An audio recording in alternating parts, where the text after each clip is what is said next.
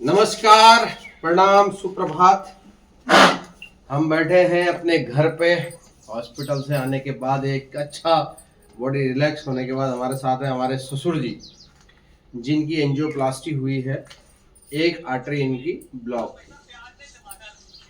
26 तारीख को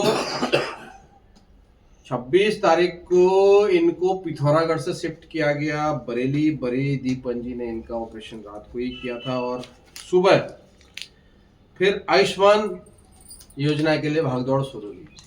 सब कुछ ठीक रहा। ये मुख्यतः दो चीजों के ऊपर केंद्रित है।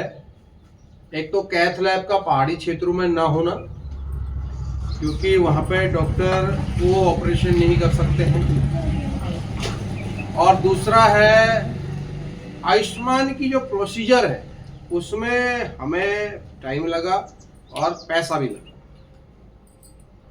26 को जब एडमिट हुए तो जो नॉर्मल ओपीडी के आईओपीडी के हिसाब से पेशेंट एडमिट होता है तो वो चीज़ें उसमें दिखाई जाती हैं, और जो भी पेमेंट होता है वो पेमेंट वहाँ करना पड़ता है। और ये कहा भी जाता है कि आपका जो पैसा जमा करोगे वो वापस मिल जाएगा जब आपका आयुष्मान लगेगा।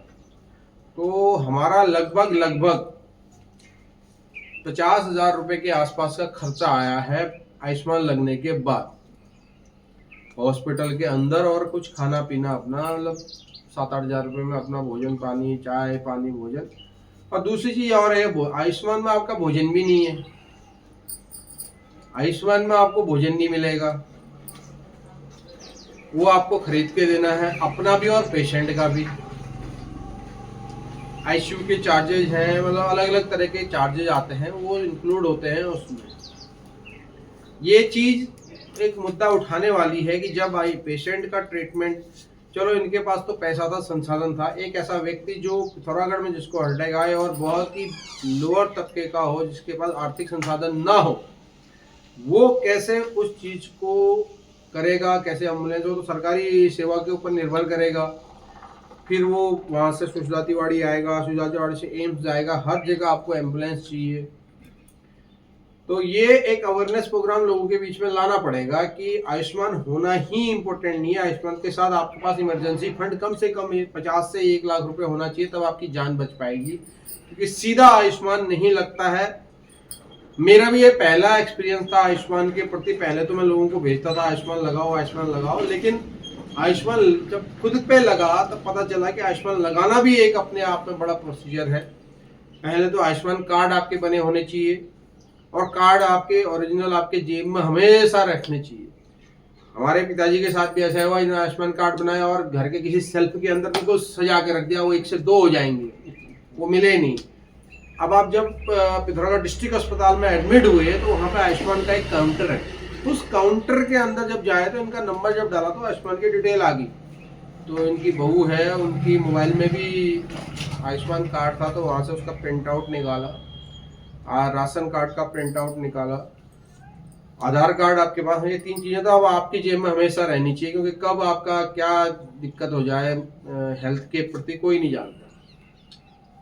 जब आप हॉस्पिटल में एडमिट होते हो, व्यवहार बहुत अच्छा था हॉस्पिटल का, स्टाफ उतना एक्सपीरियंस नहीं है, डील कैसे करते हैं, अपना पैसा खर्च करके भी लंबी लाइन लगाना पड़ता है। एक पर्ची काटने में आधा घंटा 15-20 मिनट लग जाते हैं अपना ट्रीटमेंट करने में और ये सब चीज़ करने में। तो हॉस्पिटल श्री वेदांता अस्पताल बरेली में जो ट्रीटमेंट हुआ, वहाँ की मैं कहानी बता रहा हूँ।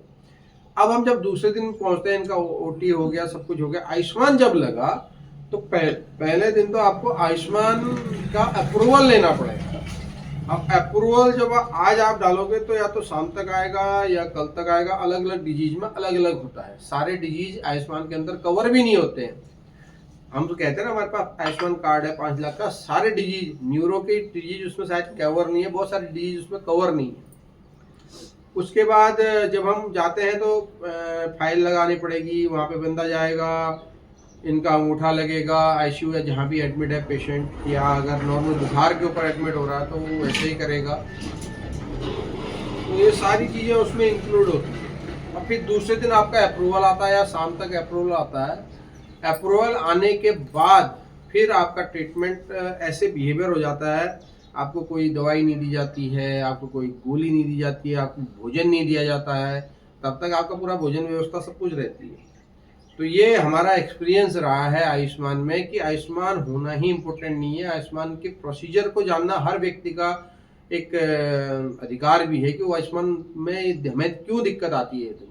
और लोग आयुष्मान को बहुत वैसे लेते हैं, मतलब जो स्टाफ होता है वो उस नज़र से देखता है यार आयुष्मान वाला है, पेमेंट गवर्नमेंट कर रही है, डिले पेमेंट है, इस वजह से हो सकता है ये दिक्कत हो।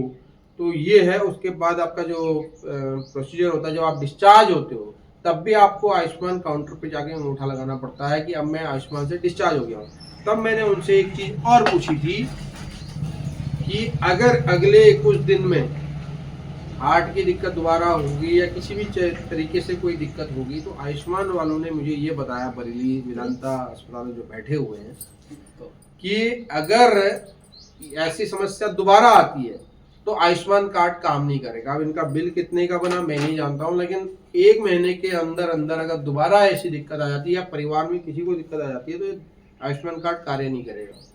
ये एक बड़ी अजीब स्थिति है, क्योंकि कभी कभी ऑपरेशन 100% सक्सेस नहीं होते, कभी फेल भी होते हैं, कभी दोबारा री ऑपरेशन करना पड़ता है।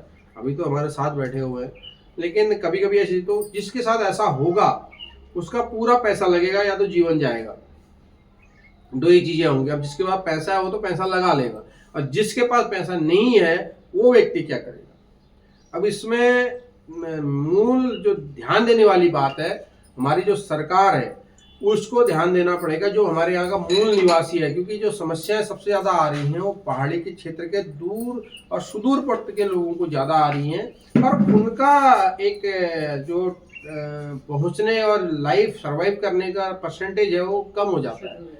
हल्द्वानी में रह के कोई व्यक्ति यहाँ पे अपना ट्रीटमेंट इजीली करा लेगा, क्योंकि यहाँ पे फैसिलिटी बहुत अच्छी है। लेकिन अगर पिथौरागढ़ के लाट धारचूला या फिर गढ़वाल के किसी सुदूरवर्ती उत्तरकाशी क्षेत्र का, जौनसा क्षेत्र का, दूरस्थ क्षेत्र का व्यक्ति हो, केदारनाथ घाटी का व्यक्ति हो, उसको देहरादून या हल्द्वानी या बरेली, कोटद्वार, दिल्ली पहुंचने में बहुत समय लगेगा। और ये चीज़ें, तो ये चीज़ें दोबारा देखनी पड़ेंगी उसको।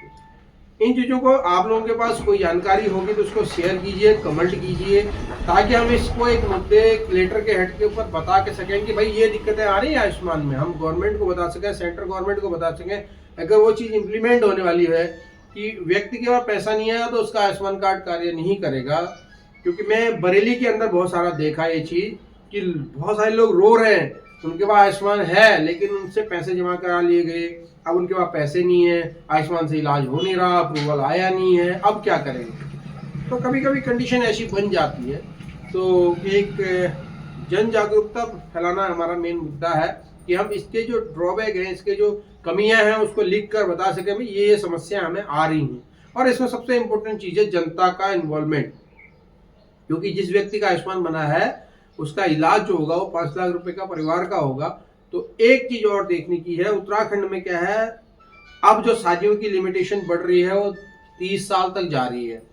21 साल के बाद, और जो दूसरी कम्युनिटीज है उनमें 21 साल में शादियां हो जा रही हैं, तो उनका परिवार अलग हो जा रहा है, उनको फैसिलिटी बहुत अच्छी मिल रही है। क्यों?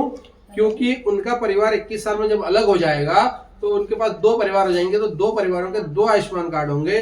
और हमारे यहाँ क्या होगा, 30 साल तक आदमी शादी नहीं कर रहा तो उसका अपने माँ बाप के साथ ही अटैचमेंट है, तो उनका एक ही आयुष्मान लगेगा। इससे क्या होगा कि आपको सिर्फ 5 लाख का मिलेगा, लेकिन दूसरे लोगों को जिनका परिवार 21 साल से बढ़ गया है उनको मिलेंगे 2 परिवार, 3 परिवार, 4 परिवार का बेनिफिट मिलेगा। तो उसकी जो आयुष्मान लिमिट है वो 20 लाख हो जाएगी, और आपकी जो लिमिट है वो 5 ही लाख रहेगी। ये बड़ा सोचने वाली चीजें हैं। और भी बहुत सारे मुद्दे मेरे ध्यान में नहीं आ रहे, वो आपके पास नजर आएंगे। बहुत बहुत धन्यवाद। ये थी एक छोटी सी जानकारी आयुष्मान से रिलेटेड जो हमने फेस की है। अभी हमारे ससुर जी स्वस्थ है, ऐसे ही स्वस्थ रहे, मस्त रहे। और आप लोग जरूर इस चीज़ को ध्यान रखिएगा, जो भी अथॉरिटी है, जो भी गवर्नमेंट बॉडी में बैठे हुए लोग हैं, वो पक्का ध्यान दें, क्योंकि एक व्यक्ति का जीवन बचाना इम्पोर्टेंट है और उसके पैसे को बचाना भी उतना ही इम्पोर्टेंट है। बहुत बहुत धन्यवाद। आयुष्मान योजना बहुत अच्छी है, लेकिन उसके जो कमियां हैं उनको भी हमने जागरूक करना है। बहुत बहुत धन्यवाद। जय हिंद, जय भारत, जय उत्तराखंड, भारत माता की जय।